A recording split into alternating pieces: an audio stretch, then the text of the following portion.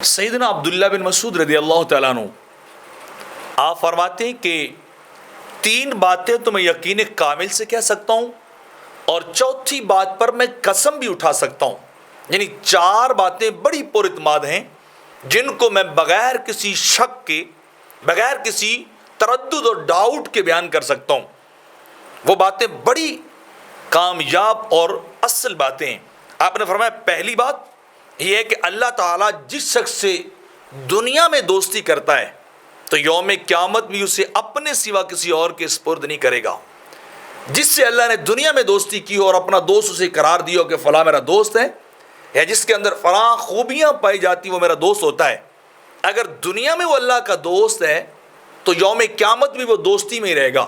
وہ کسی اور کے حوالے نہیں کیا جائے گا، کسی اور کے سپرد سے نہیں کیا جائے گا، بلکہ اللہ اسے اپنی رحمت کے نیچے جگہ دے گا. اللہ اسے عرش کے نیچے جگہ دے گا، اپنی رحمت سے اسے ڈھانپے گا.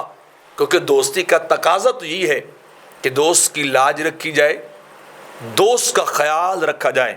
تو دنیا میں اگر کوئی دوست ہے تو آخرت میں بھی اللہ کا دوست ہی ہوگا. اور دوسری بات آپ فرماتے ہیں کہ جسے اسلام سے حصہ نصیب ہو گیا، جسے کلمہ نصیب ہوا یا کلمہ پڑھ لینے کے بعد جسے عمل نصیب ہوا، وہ قطعی طور پر اس شخص جیسا نہیں ہوگا جو یا تو کلیتاً اسلام سے محروم ہو یا کلمہ پڑھنے کے بعد عمل سے محروم ہو. وہ دونوں کبھی برابر نہیں ہو سکتے، ایک جیسے نہیں ہو سکتے، ایکول نہیں ہو سکتے. ڈفرنٹ باقی رہے گا، فرق باقی رہے گا. تو لہٰذا جس کو اسلام ملا وہ جیسا کبھی نہیں ہو سکتا جس کو اسلام ملا ہی نہیں ہے.